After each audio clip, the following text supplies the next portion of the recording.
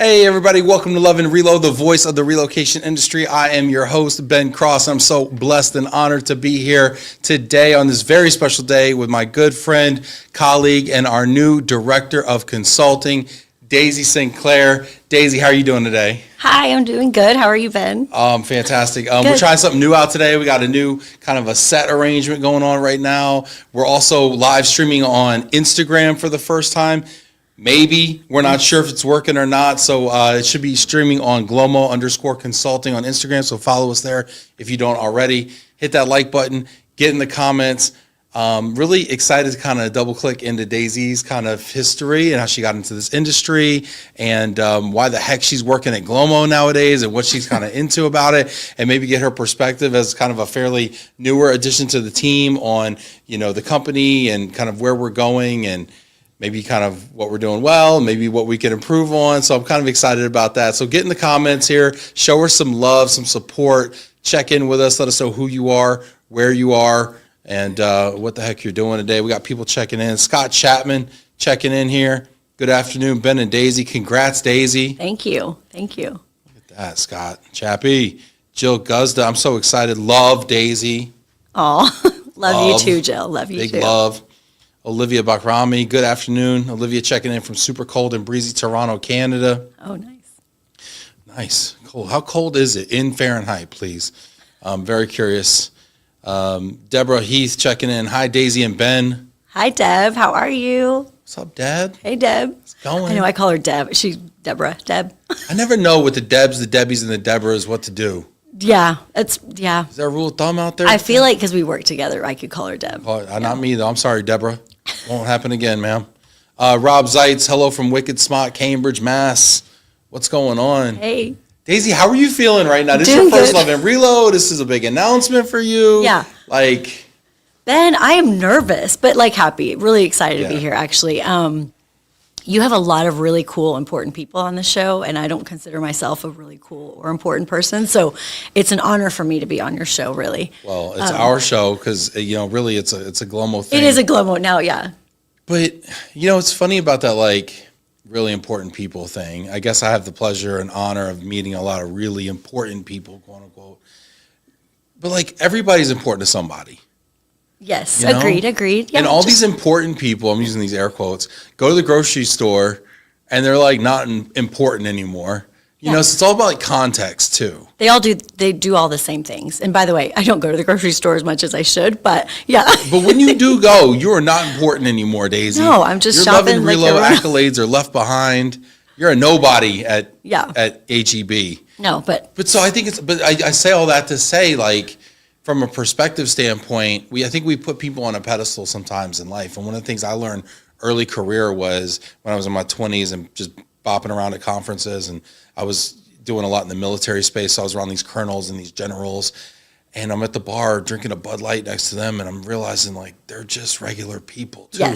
Yes. They're worried about, job stuff and, relationships and their kids and I gained some weight. How do I look in my tux? They're thinking about the same thing I'm thinking about. Yeah. And I will say just over the tenure of my life or career or, professional, both personal and professional, I've encountered a lot of really important people and been around them and absorbed, I guess, as much as I could from them too. They are regular people and just like you and me and all the things, but I'm just saying I'm not used to being on a show on TV or whatever. And then also I don't know, picking my brain on my career, I guess. It's just, I do what I do because I love it, and it's just going to be interesting. So. Well, and I think that comes across, too. Anybody that's worked with you sees your enthusiasm for your career, the mobility space, but I think most for the people that you know in this space. You care deeply about people, and that's one of the things that really, I think, attracted us as an organization to you was wow, this person's on fire for people. And that's a big deal to me. Thank you. Yeah. And I felt the same with GLOMO, as a whole. I feel the energy, and while we're a small organization and growing, I feel like you can sense that passion for people and our industry, and I've heard about it, and now I'm in the behind the scenes of it all, and I think it's just really cool. It's even cooler, honestly. Well, I want you to tell people a little bit about the behind the scenes aspect of it, because I think people, don't know what we do, much less how we do it, why we do it, et cetera, and what it's like to work here. So I want you to kind of lift the curtain a little bit on some of that stuff. But we got some people checking in with some clarifications here. Deborah Heath says, just not Debbie. Just not Debbie. Just not Debbie. Girl, I'm with you. I hear you. And we got this other dude on here I've never seen on here before named Kevin Sinclair. Says, congrats, Daisy. There's a heart emoji. What's up, Kevin? It's good to see you, buddy. You know how powerful you are? How? Kevin just followed and connected with me on LinkedIn today. Wow. Yeah. That's huge. Yeah, it is. I feel good about that. Jody Harris says, what? Of course you are a wonderful and important person in this industry. Oh, hi, Jody. So much support. That's why I do this. So nice. Yes. Everyone keep the love coming so I don't feel so stressed out over here. 100%. We got London checking in. What's up, Richard Majewski? Hi from London town. Scott Chapman says, you're doing great, Daisy, and your confidence comes across. Thank you. Super cool. It's fun. Kevin's laughing his ass off right now. Olivia Bakrami says, is it 8 Fahrenheit right now? Holy crap. Here in Toronto, I'm dreaming of spring. I got my countdown on. Nice. That's what's up. So Daisy, yes. I want you to just, if you don't mind, put you on the spot a little bit. I'm going to ask you, what was your like first impression coming to work here at GLOMO? We're gonna talk about your career and everything and how you got here. But I'm just really, really curious. And you don't have to sugarcoat it, please. Like, no. You know what? I think like I expected it to be, I don't know, like louder and like crazier, honestly, just because of your energy and all the fun that you have. No, like when you're at conferences or when you're talking. When you came in the first time, I didn't meet with you, so that's why it wasn't loud and crazy. It was quiet, yes, for sure. But like quiet because everyone's like working hard and doing all the things we need to do. I just think it was like, I don't know, quieter than I expected. I will say you are in the office a lot more than also expected. I thought you'd be out at visiting all of our clients every day, and you do, but there's also the balance of being in the office. So I think that's cool. I wish I was out seeing clients all the time, but you can't, right? Like, you got to do both. Yeah. No. Yeah. I don't know. Like, I mean, I feel like we're both pretty same energy and loud, and so when we're both together, the office is louder, and I think that's kind of fun for me, honestly. Yeah. It's fun for me too. I was tired of being the only loud person in the office. I'm like, can we get another loud person? So it was a lot of pressure on me every day to just be loud. Richard saying, Daisy, we don't just want to hear the good stuff about GLOMO. Dish the dirt. We want scoop here. Okay, should I tell him about the storage closet with our Christmas tree in it? Yes. So we have a really cool office space here in Richardson, and down the hall, there's just an empty office space. And so when I first joined, Ben was like, hey, let me go show you where we keep our Christmas tree. And we just talked about the Christmas tree, right? Yeah, so we could talk about it again. This is recent developments, recent news here. Yeah, and we just go into this empty office space, and there's a box, a Christmas tree, and then a box with all of our ornaments. And he's like, hey, you want to put the tree together? And we call it the storage closet. Storage closet, but it's someone else's maybe workspace. It's nobody. It's an abandoned office. So our building is probably 50% occupancy. So right next to us, there's an abandoned office, and we call it the storage closet because we just take liberties and just utilize it and squat our things in there. Yeah. Yeah. That's kind of something that probably people don't know. That people we definitely would just, don't know that we just take liberties with an unoccupied office next to it. Don't come get us. Ryan Marsh says, give Ben a drink, then he'll get wild and crazy. Is that true, Daisy? Maybe. True. Yes. Yeah. We like to have a beverage or two every once in a while just to kind of unwind. Yeah. I'm trying to think of something else that I thought was interesting. We have a little collection of beverages here in the office. I'll be honest with you. I don't think we drink enough in the office. Can I say that? I'm sorry. Cut that out. Sure. Cut that out. Cut that. No, I don't. I had this vision. I'm like, I'm have my own company. I can do whatever I want, And well, we have to work. Yeah, I know. It's really depressing. I don't want to work so much. I will say we have the two video arcades in there. Those are not used enough for sure. I feel like we should have a break sesh and like play NBA Jam and what's the other one? Golden Tee. So we have NBA Jam and Golden Tee in the office. Well, what happened was I think Adrian was playing NBA Jam so much when he should have been drinking. and now he broke NBA Jam. He beat the game, and now it doesn't work anymore. And I got to get on the phone with like Nebraska Furniture Mart and like, can you fix my NBA Jam? Yeah. And so now we're down to just Golden Tee right now. So maybe people don't know that, you have 2 big old arcade video games. Is that what they're called? Yeah, that's you got it. Yeah, that's kind of fun. People are laughing at the the drinking in the office. Mike Quigley says, "Keep crushing it, Daisy. Drinking in the office, nice." Richard Majewski's asking about the tree. Ben never wants to take down, right? January next year, Ben. Yeah, it's down. It's down. I'm actually sitting right now where the tree was, Yes. and we've replaced it with a very responsible plant now. Yeah, so we're we're seasonally appropriate. Now, don't come to my house because there might be a tree up still right now in my house. Well, we may or may not have just taken our tree down like a week ago. Yeah. Yeah. Rob Zeiss says, remember old movies when the boss has a wet bar in the office and it was customary to offer someone a drink when having a meeting? Good to, yeah, come on in, have a seat, have a drink. Can I get you a drink? That's what I always envisioned. That's what I wanted to have. Yeah, we drink when HR is not in the office. Yes. Yes. There you go. All right. Enough about drinking in the office. Let's talk about work. Let's talk about your story a little bit, okay. Daisy. Because you didn't always work at GLOMO. And talk a little bit about how you got in this industry for people that may or may not be aware. So it's so, I think a lot of us can relate to this story because we fall into this. We like first job in global mobility was what? I was working in commercial real estate, and a friend of mine, Mary Body, shout out, she reached out to me and was like, "Hey, what do you think about working in relocation?" And I was like, what's relocation? Did you even know? Yeah. No, I had no idea what that was.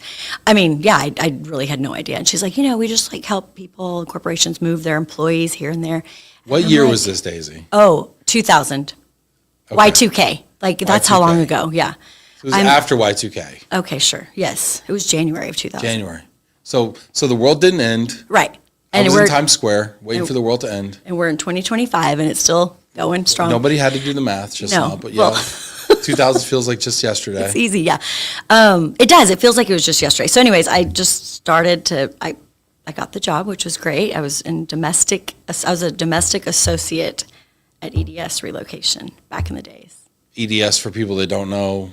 Electronic Data Systems. Is that Ross Perot's company? Yes, it was Ross Perot's company in Plainview. And was that an RMC or was that on the corporate side? It was an RMC division within EDS. I don't know that I was aware that EDS had a relocation management company. Then they were acquired and acquired and acquired. Who were they acquired by? I'm like... HP, I believe it was. Okay. Yeah.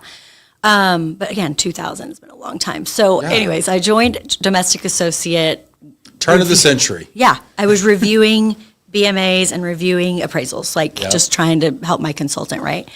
So you were like an assistant consultant. Yeah, associate is an assistant, for sure, yeah. Associate. And then slowly moved into like a consultant role on the domestic side. I had couple of years of domestic. Did you like that work? Domestic, not as much as international, which I joined later, yeah. But I did like destination services for like a year or two for Primacy, when Primacy was back in the day. So when you said you did destination service, did you actually go out on area tours? Yes. I think you would be great at that. I loved it. It was super fun. So my parents are like real estate brokers and in the mortgage industry and stuff. So they're very like relatable people. Yeah, like that's a word I made up today. So I was always around them having that kind of like, oh, let's help people find a new house or let's help people find a new place and where to go to the grocery or, just very relatable, I guess. And I see that in you too, by the way, like making people feel comfortable, making people feel like taken care of. Oh, thanks. I totally get that from you. And you're a big ambassador for this area too, like this Collin County area. Thank you. So I see that. Totally. Thank you. Yeah. So anyways, a couple of years of destination services on the ground, meeting with clients and taking them and finding housing and settling in services. So did that for a very large client, can I say, I guess? You can say whatever you want to say. It's show, yeah. Nokia mobile phones when they were in Las Colinas. Definitely talk about companies that don't exist anymore. Totally. Statute of limitations is over on those. My wife had a Nokia when we were in college. It was a big deal. Indestructible. Yeah, the brick. And the there's red brick. Yeah. I mean, people. Hey, get in the comments here. I want to know, what was your first job in the relocation industry? Where did you work? Extra credit if you shout out your boss. Double extra credit if you talk crap about your boss. And you mentioned the name of the company. No, can I say that? Yeah, I say that. All right. So. Have fun. Get in the comments here. I want to hear about this. People are chiming in here. Gabriella Martinez says, such a natural, Days. Aw. Do people call you Days? I call you Days. Days, yeah. Days. Days is very common. Like that. Days. What's up, Days? Shortening of it somehow makes it, special. It does. Sherelle Kilgore says that was back when it was acceptable to smoke in the office too. Were people smoking in the office back then? You act like I knew. No, I don't remember. I'm not that old. The 2000s. I mean, was it not? I don't know. I have no idea, honestly. My mom worked in downtown on Wall Street, and they smoked in the office up until she left from there, and that was 9/11.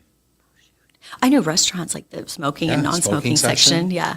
And by the way, like I am I don't know if you're going to tell people that I'm the oldest person in the office. I wasn't planning on it. HR.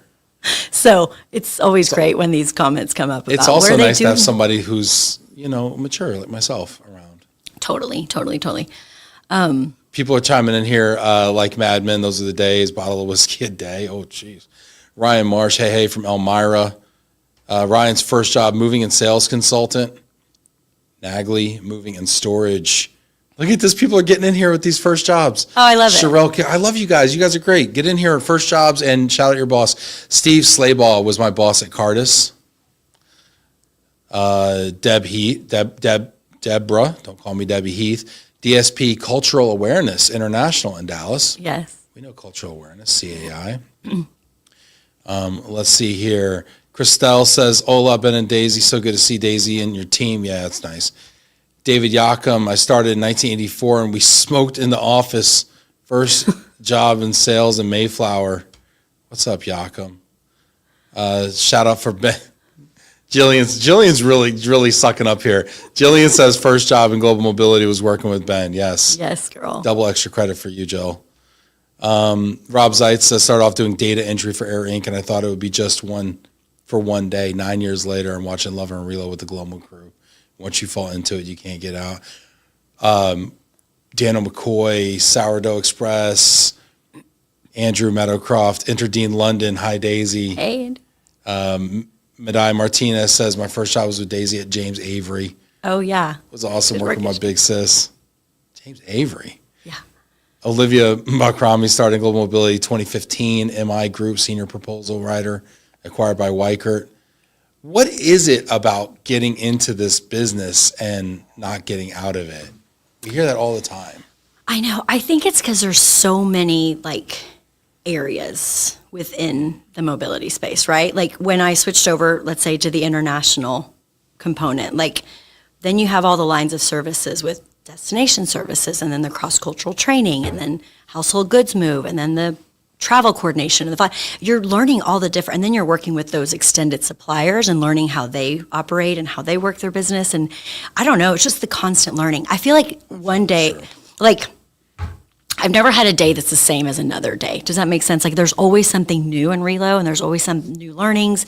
Just think about all of our NTRPs or our ERCs. All the different things that we attend, we're always learning and growing, and I think mobility is just always going to be that way. We were just talking about that the other day. You come from the RMC side, I come from the moving side, and we're both learning about immigration right now. We're both relearning it, I feel just all the time. Just diving in and learning, taking a deep dive on the different visa types, and immigration is a fun one too, because not only, U.S. is crazy, but then you have every other country in the world too. Yeah, we're working through those things. So yeah, I think what keeps us all in it is just the ever-changing evolution of mobility. It sounds so kind of I think say there's cliche, that. but I think there's that, and I think there's the people. I think the people have a quality to them where they're a curious people who like to learn. They're interested in things, and therefore they're interesting. Yes. And they're people. Yes. And that's a really cool combination. Yeah, and we're all connected. It's we're a club, like a clique, a club where nobody else knows what the heck you do. Oh, no one. You go home, people don't get it. Even people in the organization, even people in the HR department don't get what global mobility does. So then when you come into the NTRPs or the WERCs or the fill in the blanks, you're surrounded now by your people, your tribe. Right. Yeah, totally. And you're speaking the same language. Everyone's like connecting and you understand each other. I mean, I would challenge, I bet a lot of our viewers today, even like their family probably doesn't even know what they do. And they're in the industry for however many years. It's hard to articulate sometimes, but it's fun when people want to hear. So, yeah. Kevin says I was actually Daisy's first boss. She doesn't probably want to talk about that though. Okay, so my very first job was at Tom Thumb grocery store. Yes, I was a checker. He was a manager. Sounds like you were checking out more than the produce. It worked out though. I can say that they're married. I can work. Yes, and 32 years later. God bless. Shout out to Kevin. Shout out to Daisy too. Thank you. Appreciate that. It's a partnership. No particular order.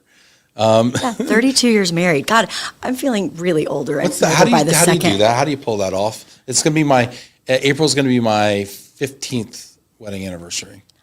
I think 32 is pretty impressive. So we haven't been married 32. Let me backtrack a little bit. We dated for 10 years and then we got married. So been married 22. Yeah. But I will say after like 10 years, time just goes fast. It just flies, especially when you're having kids or busy.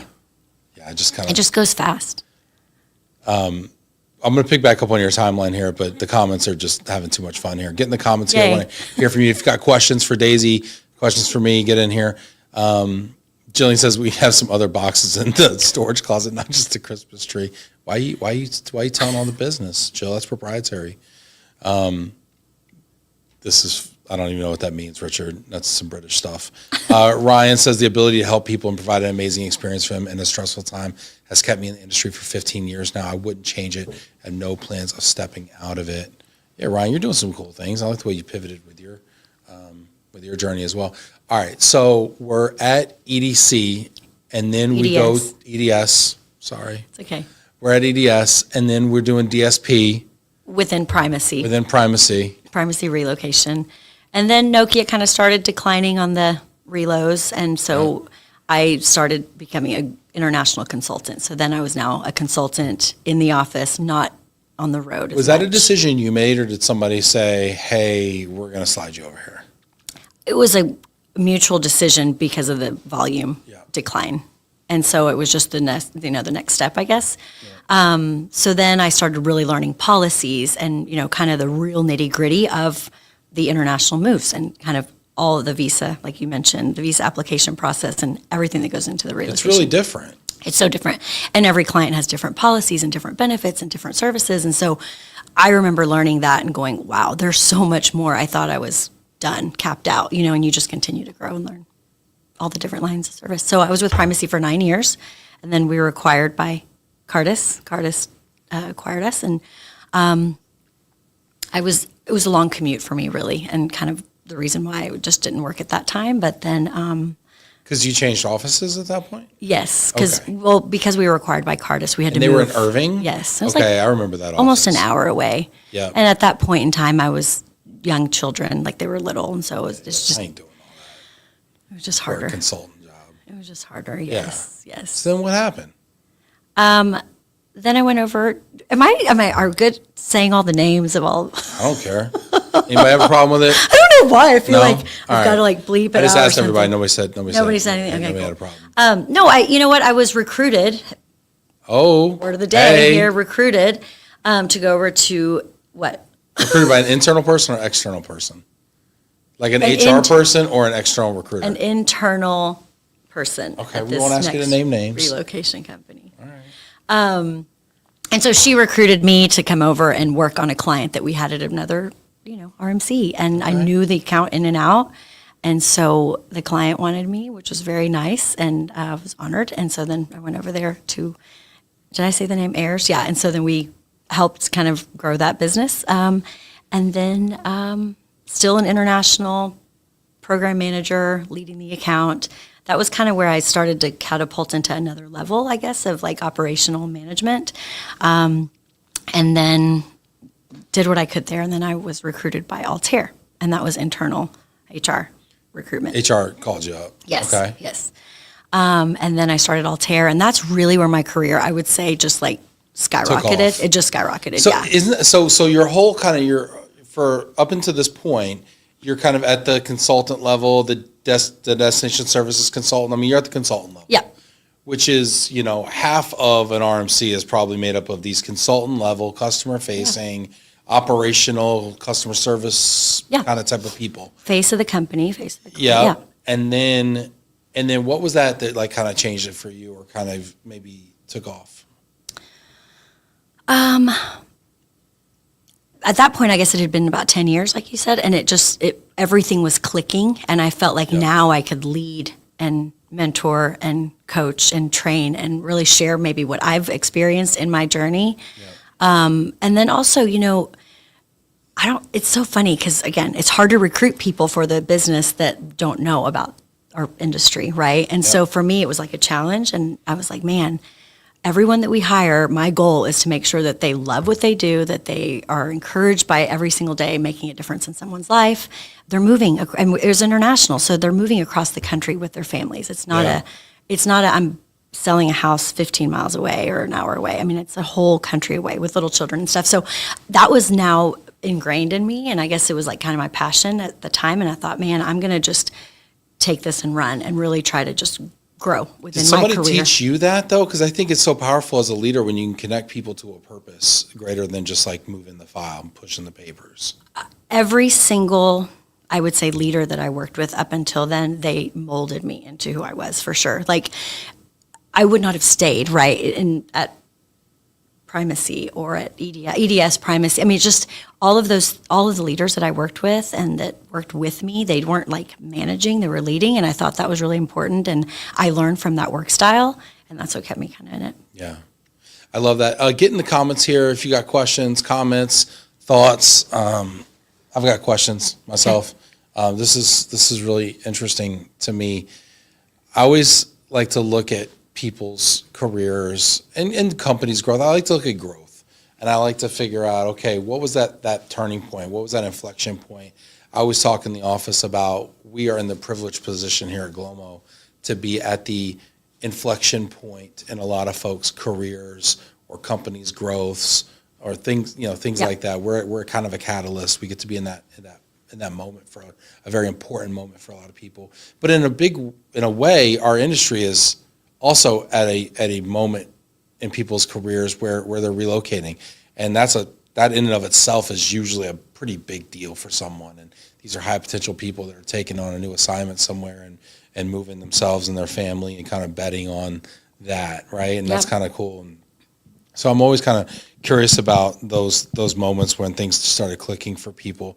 And we talk to so many folks out there who are looking for the next kind of step in their personal career journey. Mm-hmm. And they're always wanting to know how to get ahead and what it was that got someone else there. And I'm kind of wondering, like, what advice maybe would you give to someone who's looking to kind of take a step up in their career or kind of hit that hockey stick of growth where they start to kind of go up the levels? I'll say what I've enjoyed, and I'm going to answer that part next, but I think what I've enjoyed about the recruitment role, for example, starting in recruitment, this is new to me, all new to me as far as I've hired team members in organizations that I've worked for. I have secured talent, interviewed them, hired them in all the process internally. I think working for GLOMO, when I'm recruiting now, I am taking that family's, how do I say this? We're working for our clients, and our clients have a need. They have a need for strategy, for growth. They want to make sure they're making more money, at the end. Yeah. That's how we measure success in business. They just want to grow, and they want to grow the business, right? Okay, so, when they trust us to go find that talent, that is awesome. That's really cool. It's so cool. And it's challenge accepted in the best way possible, because now I can utilize my learnings along the way for the last 25 years, what I've done, what I've worked on, clients I've worked with, team members I've supported, and all of the things, and put them all together to understand what the client needs, and then we can go find that talent and place them. Yeah. That is so cool and so rewarding. I can't tell you enough. Yeah. I love it too. Thank you. I'm glad, and I can tell, and that's, it's magnetic, and everyone kind of feels it. So I just think that's the coolest part of it all, is not just filling a space. It's not finding a name. It's not reaching out to someone. It's that person may have a need that I don't know that they have, and they're like, you know what? It's 2025. It's a new me. I need to go find a new job. Yeah. I want growth. I want more for my family. I'm struggling financially, whatever that is, or maybe I have more to offer and I'm not getting it where I am today. And so I think that's just been the coolest part, is being able to talk to someone and go, hey, Ben, you're more valuable than, blah, blah, blah. So sorry, I could just go on. Yeah, no, I mean, that's what we do. We find really great fits, right? And I think that that's important. What you just said is like, okay, I'm more valuable than maybe the way I'm being utilized today in an organization. And you can tell by the opportunities you're getting, you can tell by the compensation you're getting, you can tell by any number of factors, right? But there's this feeling I can bring more to the table. And that's usually what we like to see, whether it be working with a person, a candidate, or working with a company, where it's like, if I take you here, you're worth X. But if I put you over here, because the situation's just different or whatever, you're worth X plus 50%. Because of where where that company's at in their growth. Yeah. And you could just be a catalyst for them. Yeah. Where you might be one of 20 people who does it at your current firm. Going over here, you're one of one. One of one. You're the one. Yeah, and that person is so much more valuable. I mean, that happened for me in my career when I left Pods and I went to 1-800 Pack Rat. Yeah. At Pods I was a small fish in a big pond, and when I went to Pack Rat I was a bigger fish in a small pond, right? And I mean, I still learned a lot. Trust me. But right. I mean, I brought a lot of institutional knowledge along with me, right? And I think that was a neat aha moment for me. And then when I sold nationally at Pack Rat and sold to some of the biggest, clients in the space, and I was able to bring that to university who needed to bring on those types of clients and needed people with experience selling nationally and not just necessarily like in the Detroit market. Right. I was able to bring that there, and it was special. Yeah, so, it's so rewarding. Yeah. Like you wouldn't Fit have is known everything. Fit is everything. Agreed. It really is. Get in the comments here. I want to know what your questions are, what your thoughts are around fit, around career, around advancement, development. It's so funny. We try to be serious on this show. We try to talk about. I feel like I was just really serious for a little bit. I was so serious. Purpose-driven. It connected with me. But the things that people key in on are just hilarious. Get in the comments here with your questions here. Anything's on the table. Ryan Marsh has a question about GLOMO. He says, "What is the dress code at GLOMO? Everyone always looks so fresh, scarves and pockets, cufflinks on point. Do y'all ever dress down?" Explain. When Ben's not in the office, you may or may not.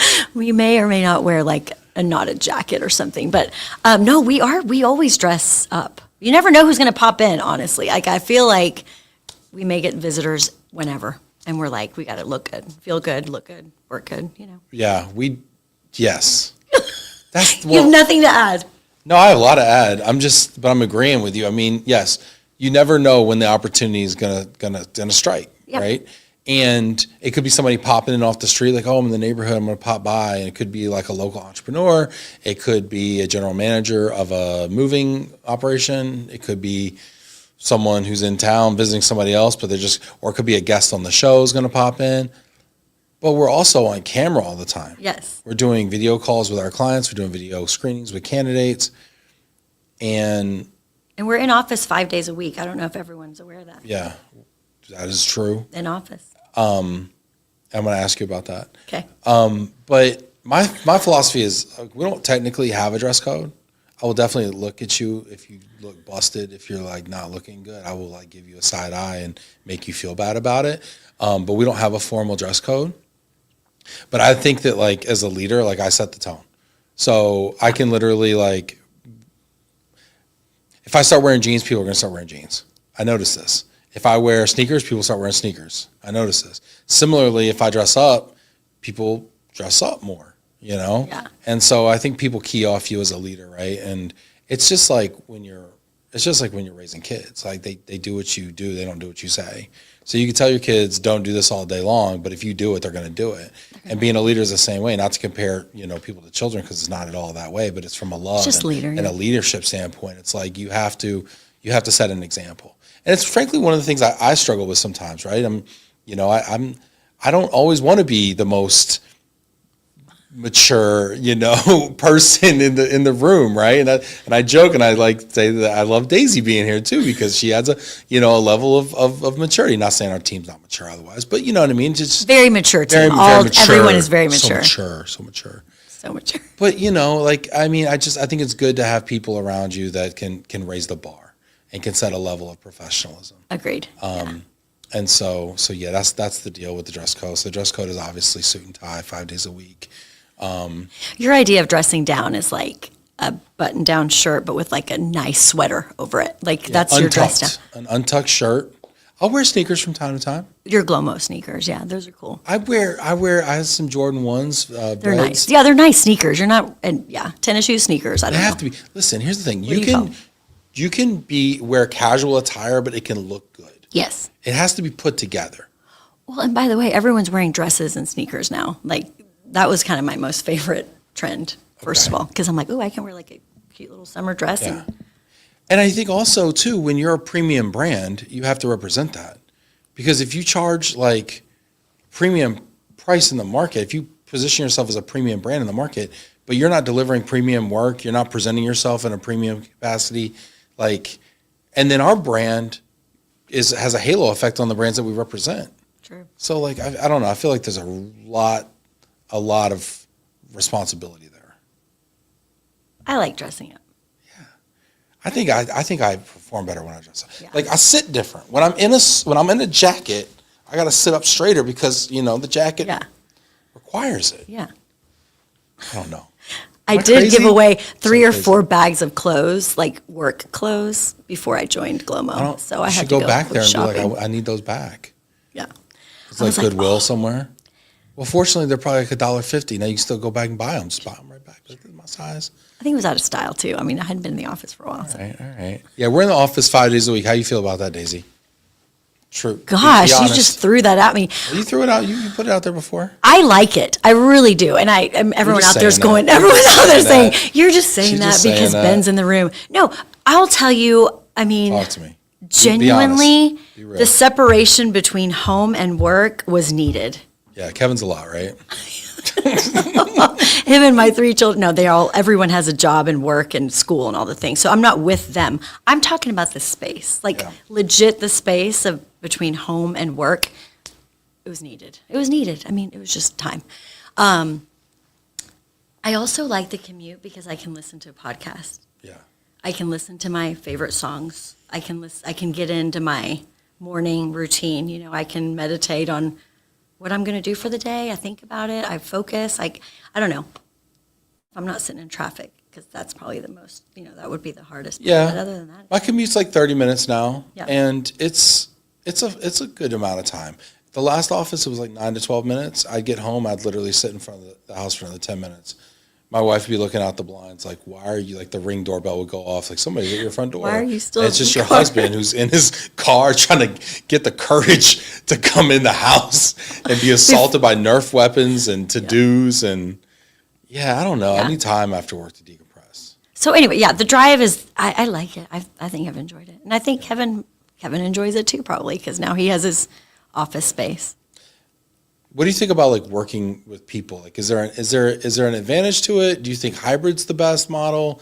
I'm hearing this. We go. I'm hearing a lot. I was reading a Wall Street Journal article this morning about people who, these return to office mandates, and of course, you obviously have a backlash against that. And, what are your thoughts? And then, of course, you're in the position of recruiting people. Some are hybrid or remote.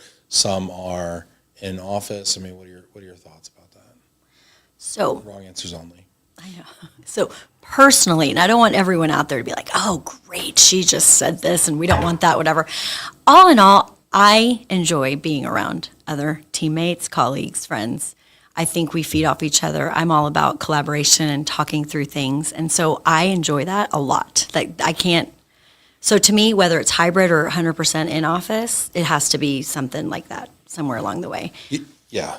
I think there's just something to be said about it. You know what I notice after a call? The first thing every one of us does, we all do the same thing pretty much. Well, maybe not Jill. No, Jill doesn't do this. Adrian does it. I do this. I think you do this. What up? After a call, we like walk out of our office, like kind of look around like, whew, just had a call. Let me tell you about my call. It was a good call. It was already a call. What do you think was, like, we just have to like get it off our chest. Yeah. Like, I just had a call. Like, I think you do that a lot. Yeah, a lot. Well, I see Adrian do it too. Adrian. When it's a good call, When he it's a comes good out. Yeah. Yeah. I feel like there's like something about like, I got to tell you what just happened. Yeah. Well, another behind the scenes that people don't know or realize is like, nowadays, no one wants to be on the phone, right? So to get on a call and have a successful conversation and feel like that was awesome, you do feel like, oh God, I feel good about that. They feel good about it. I feel good about it because we were just jiving on the call. Like it's a good feeling. So I think it's cool. Yeah. Kevin's really airing some things out here in the comments here. It's quite interesting. He's excited to finally get some quiet. He can actually go get some water or a snack without being glared at while going to the kitchen. Okay. Sweet, Kev. Ryan Marsh, he likes the office setting. However, it is nice to have the ability to wake up at 7:59 for an 8 a.m. call. I'm all for the hybrid work setting. Okay, Ryan, you're the problem, Ryan, okay? You are the issue here, okay? Because I was doing the same thing. I pay a lot of money for an office right now. Because when I started my company, and there was just like two of us maybe, and there was more and more and more. But like before we had an office, I would literally not get out of bed until my first call. So my first call was at 10 o'clock. I'd get out of bed before that because the kids are up, whatever. But like, I would be a mess. I wouldn't be showered. I wouldn't be dressed. I wouldn't be any of the things, right? Yeah. And then I'd hop on the 10 and I'd be getting mentally ready at 9:59 to hop on the 10. And then I'm on, and I'm like, okay, I'm here. Like, I'm not prepared. I'm not in the mindset. I'm not ready yet. No, My brain's still foggy. Like, and so I started having 8 a.m. calls. Even I wasn't in office. I was like, we need to have like an 8 a.m. stand-up huddle just to kind of like level set the day and just make sure all like we're here and ready to go. And so, and we've been doing that for the last 4 years. And I think it's an important part of our culture. Yeah. I think that's another plus for me is that I have to get ready. Like, I'm not going to come in looking like I do at home. Like, nobody wants to see that ever. No. But, like, I'm able to, like, get up and do all the things to feel good. Yes. To be productive. I don't know. I don't know if everyone's like that. I feel it, so I can tell. I feel more prepared to have big conversations with important people, like when I look good. Look good, feel good, act good, say good things. Yeah. Yeah. Ryan is saying showering is handled on my lunch break. Yeah, that's exactly right. You get through your first few calls, boom, and then you get like this little break around 10:30, 11 o'clock, noon, and then you knock out the shower. Yeah. And you're like, what if I would have showered for my early calls? Yeah. Imagine I would have crushed those. Like, I would have been clean. I would have had my hair did, Could have closed that. Yeah, no, Ryan. I appreciate you having a sense of humor about it. Jill's got a question for you, Daisy. Oh, now we're going to get serious. Yeah, it's a curveball. Super serious, Jill. All the serious questions. Well, Rob's got one question. We're going to ease it up here. Rob says, are Dallas offices like Houston where you need a sweater and a blanket in the summer because of the AC? Yes, all the time. I feel like Jill has her own little warm space and she turns it really warm, so she doesn't need maybe the blanket and stuff. But I get you can't wear like the summer clothes because you go to the office and you're like freezing. Yeah. So you have to wear your winter clothes in the summer. It's really weird. But I feel like that's like true anywhere because then you go to lunch and you get to the restaurant and it's freezing cold anyway. Yeah, or like this summer. So you sweat your butt off for 15 seconds walking to the place and then you're freezing. Blankets are great. Jill's got a question for you. Daisy, I'm curious to know what was the biggest challenge you've had in your career or what was the most challenging role you've had? Currently working at GLOMO. No, I think recruitment. Interestingly enough, I think that it's challenged me to think differently, even though I thought, I don't know how to say it. When you think you're going to do, you're like, oh, I got this. I have done this before. So when I interviewed you, you were like, I love recruiting people. It's one of my favorite things to do. Yeah. I love hiring people. I love to interview them. I love to like, what did you mean by that? I love all analyzing those and helping. Yeah, I didn't. Yeah. But yet, resumes. How is it different than what maybe it was before you thought it was? Well, because now I'm having to first we're going to find that talent. We're finding them. Yeah. And we're assessing a fit and a match and culturally educate. I mean, everything has to work for that client. And I may or may not know what it's, I mean, I do know I'm learning every day, but, how is it to work in that environment every single, so then I go visit and then I learn their culture and then I can sell it, meaning I can hire great talent for them. So, Yeah. And I think the finding piece is huge. It's so underrated. I think finding them is one thing even, but then getting them to actually be interested in the role. I mean, that's the challenge. 80% of people are not interested. Yep. And you and Jill and Adrian have all taught me and I'm going to tell everyone out there too today, having a conversation is worth everything. You just have the conversation. It helps you grow professionally, helps you understand and actually value what you do. I would say you don't sometimes know what you do or what you're good at until you start actually talking about it, right? And then you're like, man, I'm pretty good at this. I am, I should be more valued, or I should grow in my career and do this and this differently or something. So yes. And sometimes as a candidate, you learn about other companies too. And you're like, oh gosh, they're in the moving, we're doing a lot in the moving space right now. It's like, oh gosh, our business is really down right now, but these folks over here got it going on with all this commercial moving or these hospital moves or what. And it starts making you think wow, okay. So you learn stuff, even if it's not a fit for you career-wise. Yeah. Yeah. So while it's challenging, to wrap it up, while it's challenging and different, it's actually so cool because it's like adding another tool in my tool belt for our industry. And because now I'm learning the moving side of the business, like you said, or even the immigration or the tax behind the scenes, whereas before it was just a line of service. Yeah, and you've worked for some of the largest companies in our space and some of the most established, well-respected brands in our space. What's it like working for a startup? I think, it's different, but not. I don't see you as a startup. All it is size, maybe. Your knowledge and your background and your experience is so great that I don't look at it as a startup. I just look at it as maybe just a smaller organization. What do you mean by that? Because I think that's a really interesting distinction you just made. 'Cause we're definitely a startup, size-wise, and we're 5 years in, I guess, but still we are, and culturally we are. But you mentioned the knowledge-based thing, because I think that's really interesting. A lot of startups don't actually know what they're doing. Yeah. They come into an industry oh, we're going to disrupt it, but we don't actually understand it. Right. Everyone here does. Totally. I feel like I'm learning something new every single day. I'm the new girl here. I joined in August, and I just feel like I'm still learning and gleaning and trying to just absorb as much as I can from everyone here. So I don't know. I don't see it as a startup. It's so funny. Yeah, that is it's just smaller. Interesting. Because I worked for larger RMCs, and now it's just smaller. Small and new, but not a startup. What do you think about the way that we change and do stuff on the fly all the time? Okay, so maybe that's the problem. I'm just kidding. No, I do like processes. I think you probably one of the reasons why you hired me too is just the process driven and organization and just kind of that thoughtful processes. Anyways, so yeah, the changing on the fly or hey, we're going to go out for my birthday in Fort Worth. Literally, why you got to be personal? No. Literally, Daisy, we were all set up in our studio, which is where we do most of our Love Relos. Oh, yeah. Daisy goes into her office to touch up her makeup. She comes out of her office.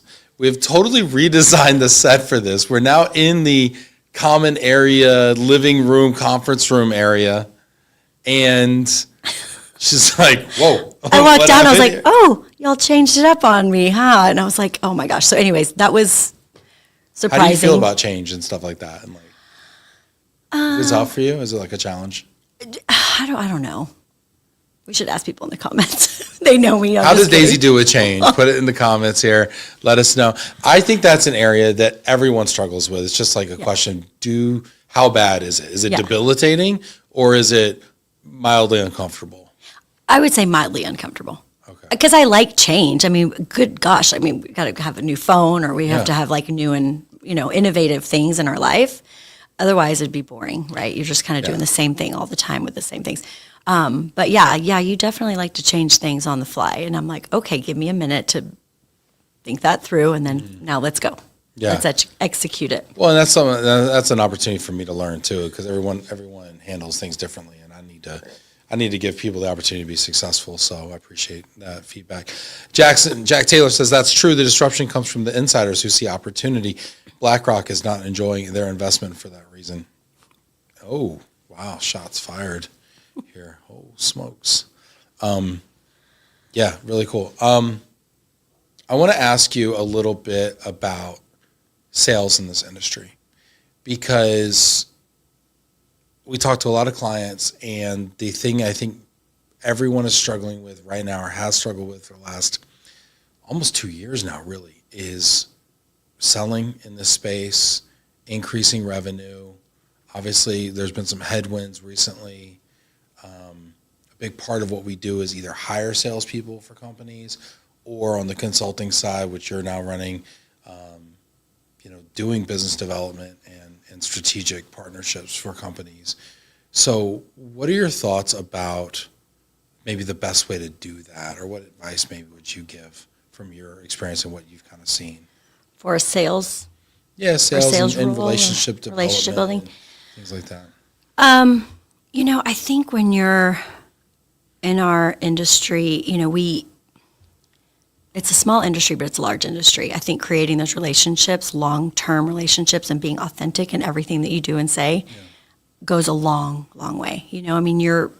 Don't burn any bridges, right? They say, but actually don't burn any. Just do the best that you can do. Be the best person that you can be.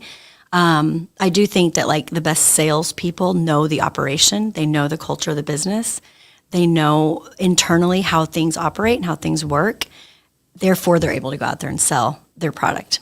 They're able to go out there and sell the service, sell that, because we're not selling an item, right? We're not selling the phones, we're selling the service. And I've always kind of learned that just throughout my journey and my career. I think that the best salespeople are making those connections, being real, being authentic, learning internally how it works, meeting with your operations managers, meeting with your client services team, involving them in RFPs, involving them in client visits, involving them in best and finals. That helps them have that army behind them to go out there and sell and win the business. Mm-hmm. That's just me from my seat in the bleachers, my simplistic way of putting it. I think you're onto something, though, and I've seen the same thing. The challenge that I see is a lot of times operations folks be like, I'm not a salesperson. I don't know sales. I don't do sales. And they're scared of it. They're phobic about it. And they may have the most insight and be the most credible people. The best. I was in operations, right? Global operations manager, and I would go on best and finals, and they would bring me there because they knew Daisy understands how the team works, how the policies work, what's working for the clients, what's not working for the clients, how can we improve internally, all of our systems, training, everything. So that passion, bam, goes right there to the clients when we're meeting with them to sell them the business. So I would encourage all operations team members to really step up and learn that part of it, because I think that's the catapult for their career too, if I had to say. Yeah, it's funny because you come out of operations, but I see you as more of a client-facing person. So the last few years was more client-facing. Yeah, is that something that was by design, or is that just kind of just happened? My leaders and mentors by design, I would say, led me into that space because I was doing a great job in the operations side of the business, and then realizing I was exposed to so many areas of the relocation program, the policies. And so I know even the finance side of things, expense management, that's a lot. But, then switching over and actually having that relationship with the client, not just with the team, but maybe having both, meeting with the client, understanding their needs, and then being able to relay that to the team internally. That's how I slowly kind of transitioned, I would say, from the operations manager. But it was a need and a want that I had too. So I think it has to be mutual. It happens naturally, you're led to it, but you also have to want it. Yeah, really, really good point. And it brings us to a comment Rob had here. Rob Zeit says, ironically, sometimes you have to sell people on the concept of selling. How do you do that? I think just what I said as far as helping them understand that you're not just trying to simplify it, maybe, you know what I mean? And just kind of simplifying it to say, what do you enjoy most about your team? What do you enjoy most about the organization? What do you enjoy most about the culture? And then they outline it and they're like, you know what? This is actually really easy for me to sell because I mean it. I see it. That's how I feel. I can go out there and sell this to anyone. Yeah. So I'm kind of a salesy girl. And so sometimes I can sell too much, so just tell me when to stop. No, like, I mean, I think that you are, we used to have this term back in the day, like product evangelist, right? And, an evangelist is someone that goes around and spreads the gospel. That right? sounds like me. That's funny. It is you, but you can be that for like, obviously a religion, but you can also be that for a product or a service or anything that you feel just like super passionate about, right? Yes. We have influencers now that do this for products. I mean, so it's like when you feel really excited about something, you're like, you have got to try this. Yeah. Like I was telling Daisy she had to go to Lupe Tortilla. And I've been telling her, you got to go to Lupe Tortilla. You must needs go to Lupe Tortilla. My favorite. I love Mexican food. So, yep. And I went and tried it and loved it. Thank you. And I think people, you're welcome. And I think people who are like that make great salespeople. And a lot of times folks who sit, quote unquote, in operations can feel that passionately about the customer or the process that they've designed or, the people that are delivering it. And I do think you have to believe it, though, yourself. you have to. You have to believe it. And I don't know how, I just feel like you have to believe in what you're selling. Full stop. Yeah. Yes. And maybe some people are selling and they don't really believe in it because they're just trying to make ends meet. Totally respect it. However, I do think it will be limiting. Yeah, you can't be like a skeptic about your own. Yeah, you have to be a believer. I think that's probably the number one. Whether you come from an operational thing or you come from a sales thing, because I sold moving forever, and I never worked on a truck. I never was a coordinator. I just but yeah, you have to have strong belief. Super interesting. Jack's asking for more clarification here on some of the stuff. This is really interesting. We're running close on time here, and I know Daisy's got some overrated, underrateds to share. Yeah, let's go. Crystal says, change may be a challenge, but she's solution-driven from my experience. Oh, thank you, Crystal. I appreciate you. Crystal's one of those great people in our industry. Amazing. A lot of great people, and she's definitely one of them. She is amazing. Yeah, super interesting. Get in the comments here. Let us know what you think about all this. I see Jack and Rob having a conversation. Yeah, get in here. This is my favorite part about this. Well, I have a lot of favorite parts. One of my favorite parts about Love Relo is the fact that if you watch it, you get to be a part of the show too. Yeah. And you don't have to get all gussied up, Yeah. You can just kind just of talk amongst yourselves and have shower, a good. Ryan. You just tune in and throw stuff out there. So get in the comments, be a part of the conversation. I think it's time to get into overrated, underrated though. Let's go. Yeah. Okay. Do you know how to play the game? Okay. Yes, only because you taught me how to play the game, and now I play it with my family, and I had to teach them how to play the game, so it's been quite fun. Yeah. I like how the game sounds like it's a real thing. All right, so the rules are, I will give you a topic. You will tell me if it is either overrated or underrated. Those are your two options. Don't get cute. Okay. I will tell you if you are right or wrong. You judge the right or I wrong. am the judge. Okay. Judge, jury, and executioner. Okay, let's go. It's not fair, but it's my game. Here we go. Overrated, underrated. Naps. Oh, my goodness. You a napper? I'm a napper, and they are way underrated. There are two people in this world. There's either nappers or there's non-nappers. No, there's either nappers or haters of nappers. Like anti-nappers? Anti-nappers. The people that don't nap. Get in the comments. Are you a napper or an anti-napper? Out yourself. What are you? Hater of nappers. Pick a side. Let's be clear. And you can't be both. You can't be both. Daisy said there's only two types of people in this world. There's nappers and anti-nappers. Are you a napper or are you an anti-napper? Put it in the comments. Yeah. And I think it has to be a short nap, 20-minute nap, and then So you don't re-energize. I've taken 2-hour naps, let's be real, because people that are watching, they know. They're like, oh, she is so fake news right now. No, I like a 2-hour nap on a Saturday if I can. I think I agree with everything you said, except I think your times are off. I don't think it's 20 minutes or 2 hours. I think it's 15 minutes or an hour and a half. Oh. And I'm going to tell you why. 15 minutes, I think, is the perfect power nap. You can do between 15 and 30. 15, but 20 is not. What are you doing at 20? At 20, you don't know who you are. Well, it's more than 15, and it's not quite 30, so you're like, 20 minutes is a good nap. Okay, go ahead. And an hour and a half is the length of a REM cycle. Oh, yes. So if you do 2 hours, now you did an hour and a half plus 30 minutes. And now you just caught yourself in a weird state. So when you wake up, you're foggy. Yeah. So an hour and a half, you eliminate the brain fog. You're ready to just flow right into whatever you're trying to do. I'm a big napper. Not as big as my wife. My wife naps for a living. I go to work. Gosh. Shout out to my wife. If you're watching, she's not. Anyway, love Terrible. you, honey. Nobody watches at the 59th minute. But I want to get a couch for my office so I can take power naps during the day. But I feel like that would send the wrong message. Our producer Samara's laughing right now. Let's put out What do you think, Samara? Would that send the wrong message if I had a couch for napping? Oh. I was thinking we should do an employee engagement survey on that. Are you a napper, with all Samara? three of us? You're an anti-napper. Let me ask you a question. Be honest. Do you judge people who nap? Are you an anti? Like I've taken naps, but I just don't like napping because then I have that brain fog. Oh my gosh.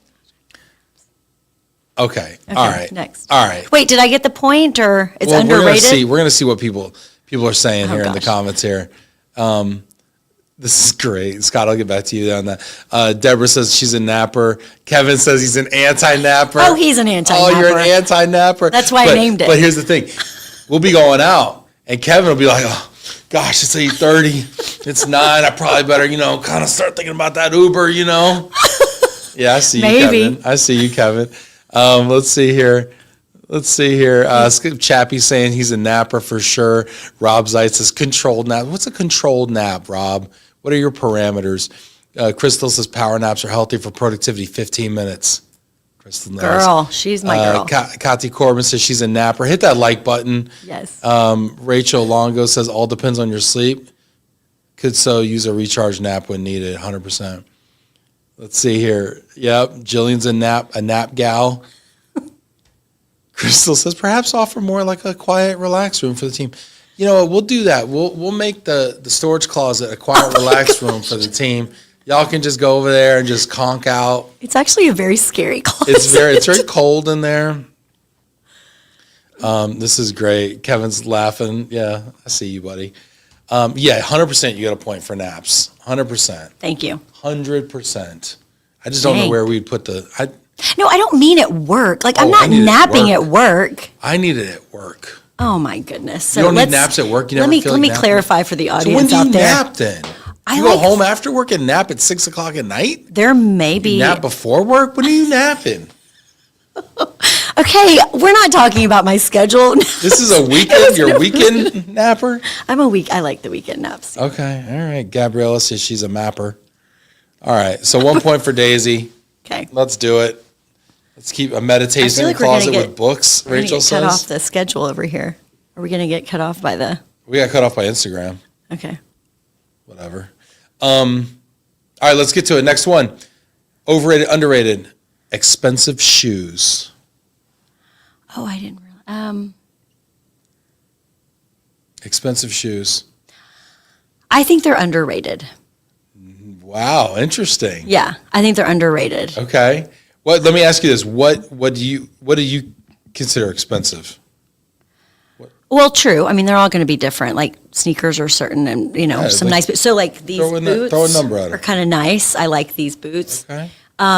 Paid a little bit more probably than I would have just for some like Target boots, for example. Not that there's anything wrong with Target because I like Target and I shop there, but Don't there's start backpedaling now, Daisy. Take a stand. you go and you get a nice brand of shoes. What is an expensive shoe? Give me a price. Oh point. gosh, no, we're not going. 100, 200, 500? Expensive is like $600. Like, but Okay, so expensive $600 shoes are underrated. Tell me why. you're standing, you're walking, Yeah, I you're am. moving, you're going. And they make you me want okay. you want them to be good shoes. So, I mean, otherwise they break. So the $600 shoes serve you better than the $300? Okay, 200? maybe $200 pair of shoes. We're just going to go $200, 200. over yeah. 200. Yeah. So not like Forever 21 or I mean, something they like kind of complete the outfit. They just Yeah. make the outfit. So fun fact for anyone that's still on, honestly, but like my dad raised us to say, if you're going to date a guy and the shoes are looking janky and they're like flipped up like this or doing weird things, that's a bad dude. Don't even go close to him. bad shoes, bad dude. Bad shoes are just bad on people. Like, All right. so that's how my dad taught me. Anyway. anyways. And so I grew up with that thought process of like shoes are kind of, people don't notice them, but Get they in the should. comments right now. What's the most expensive pair of shoes you own? Everyone knows what they are. Throw it in there. What's the most expensive pair of shoes you own? I mean, like and Tory do Burch. you think they're overrated or underrated? Are they comfortable? Yeah, like some of them may not be comfortable, What, are we but they talking look about good. comfort? Or are we talking I know. about looks? It can go in so many ways. I don't know. Because that We don't have bad time for dude, that. bad shoes, bad dude might be like, well, they're so comfortable, Oh, Daisy. terrible. I can see them right now in my eyes. It's just in my head. You can see the bad dude, bad shoes. Bad shoes. Like, I'm not even kidding. We'll have an offline conversation about it, but look around. Look around. I will look around. I encourage people to go and look around. So I'm with you on this, actually. You are. My shoes, yes, but no, I wasn't always able to afford nice shoes. But now I buy nicer shoes. I don't buy them very often, but I do get them resold.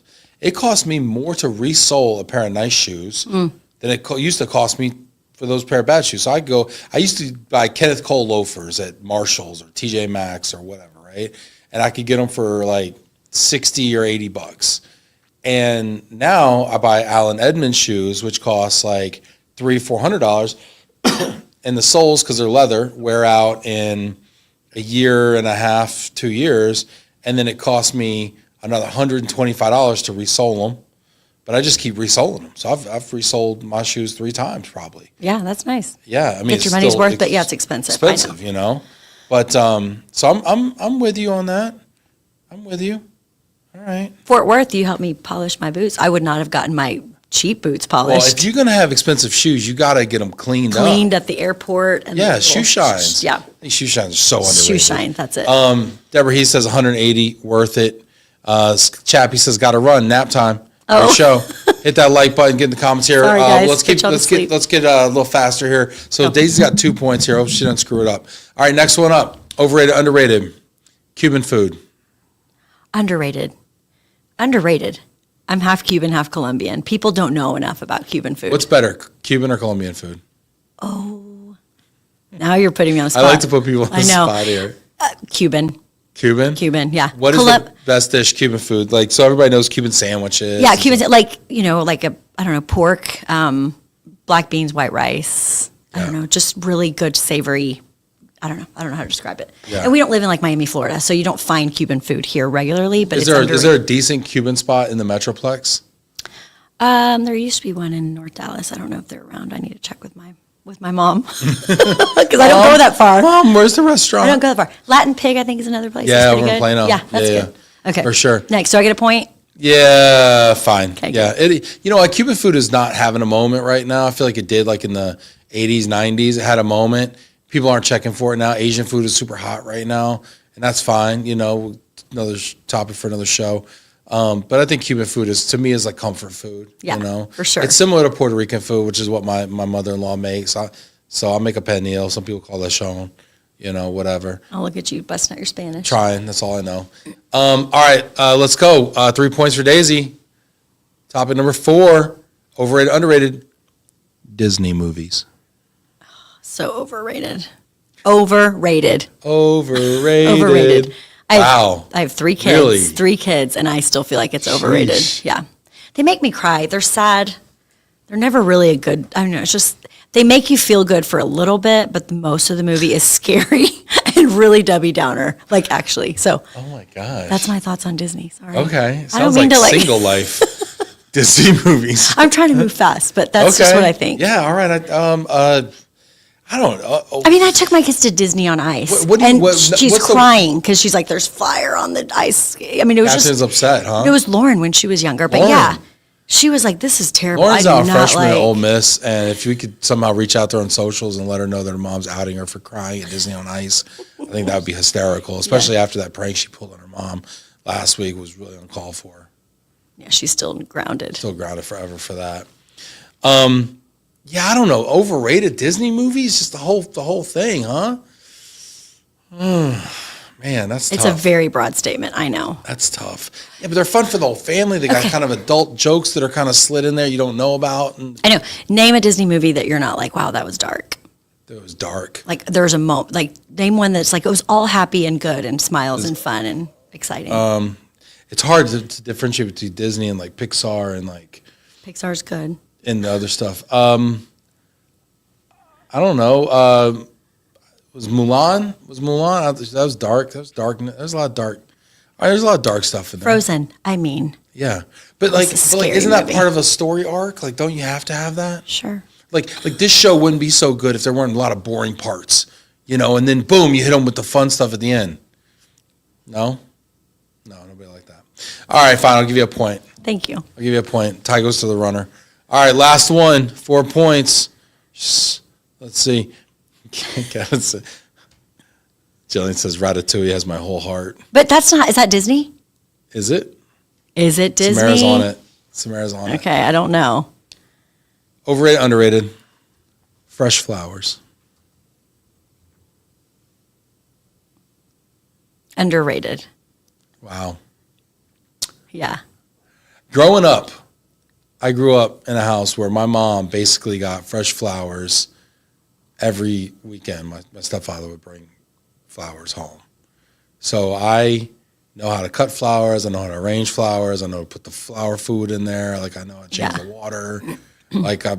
So I agree with you. I think there's something about having fresh cut flowers. Yeah. And I don't mean like the one time a year Valentine's or like, I feel like that, sure, thank you, and I'm grateful. But I like the flowers all the time. I think it sets the tone for your house, for your kitchen, for your living room. Just because they're Or like there. maybe you're having company over, so you want to like put a fragrance in the air. You want to put a little lily in the air, a little stargazer. I think we don't do that enough. Yeah. Yeah, I think stargazer lilies. By the way, I like fragrant flowers. Some people, the fragrances are like too much for them. The stargazer. I like them. Strong. Yeah, that's a little stronger. A little more is more kind of guy. Whatever. Good. Deborah Heath says flowers overrated. Oh, Wow. Anti-florist over Deb, here. I thought we were friends, girl. Gosh, there you go. Jillian says fresh flowers are so underrated. That we can agree on. Ratatouille is a Disney movie. Thank you, Samara. So whoever made that one was not as dark. It's a No, cute but they are. one. They're trying to kill the mice. And the mice lose their home. They have to this forced migration, I think. There's like this Trail of Tears moment in Ratatouille. It's pretty dark stuff, you know? Rob Zeitz is getting allergies just watching the show here right now. Fresh plants are underrated. Yeah, totally. We got fresh plants here in the office. It's funny the things we spend money on and the things we don't spend money on. It's like fresh plants. Yeah, we have a lot. We have fresh plants all over. This is actually a real plant right here. I don't know why. Yeah. Kevin says she literally had me buy some flowers Sunday because we had friends coming. Did he buy the right ones, Daisy? He, with the notice that I gave him, yes, I did not give him enough notice for the ones I wanted him to search for. That's leadership, people. He screwed up. She took the hit. That is leadership. He came You know home what? with nice flowers, and I was very God grateful. bless. I didn't have an actual name for the flower. I was describing Favorite it. kind of flower to get from Kevin so he knows in the future? Oh, I like tulips. Tulips. That's Yeah. nice. Those are all nice colors. Very springy. Yes, Very good. tulips are fun. Very nice. Daisy, don't look now, but you just went 5 for 5. Oh, wow. Yay. What do we Yeah, get? pretty incredible, actually. Hey, before we get out of here, and I'm going to let Daisy close, but before we get out of here, I want to let you know, watch out for a new series we got coming out called the Get Talent Podcast. I'm going to be doing it with Jillian Guzda in our office here, and it's going to be pretty incredible. So I'm really excited to see what we come up with. We may be eating in restaurants. So We fun. may be out, doing things, mixing it up. If you got any ideas, we're going to be talking about talent. We're going to be talking about recruiting. We're going to be really kind of diving deep on some practical stuff, as well as just having fun and chilling, So check that out. Wednesday, Samara, what time are we going to do that? 12:01, depending on your time zone, 5 o'clock somewhere. So anyway, so check that out. Daisy, before we wrap, though, it's been a lot of fun. I want to leave you just the opportunity to give us a final thought, final word. Thank you. Again, thank you for having me on the show. I was really kind of nervous, like I said before, but this has been fun, very natural. Thanks for everyone that tuned in and I guess just had comments and engaged with us, because I think that's everything when you're here by yourself doing this. But I just want to say to everyone, be passionate about what you do and know your worth. Listen to your gut. I'm a big prayer. I think pray about it and just do better for yourself, really, but with God's guidance, if I could say that. Because I think that oftentimes we don't think about ourselves as much as we could and should to kind of help, I don't know, just do better in our culture and everywhere. Love it. Yep. Love it, y'all. Thank Thanks you for for being a having me. part of the show. We couldn't do it without you. Get in the comments one more time. Give Daisy a hand. Daisy, this is awesome. Super excited for you and your new role here. And it's great having you on the show. Thank you. Take care, everybody. We'll see y'all next week.